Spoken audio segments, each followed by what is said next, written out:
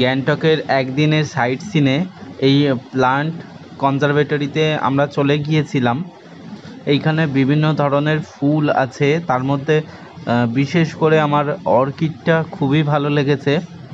এইগুলো অর্কিডের প্লান্ট, বিভিন্ন ধরনের, তার মানে ওইখানকার ওয়েদারে যে ফুলগুলো ফোটে এনভায়রনমেন্টে, সেই ফুলগুলোও আছে। বাটারফ্লাই,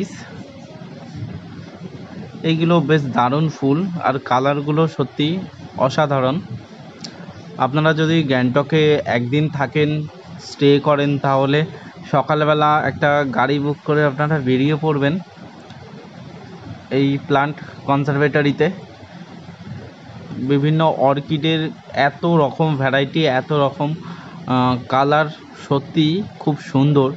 আর রং বেরঙের ফুল, লাল, হলুদ, গোলাপি, আরে বিভিন্ন গাছের এত এত কিছু গাছ আছে না।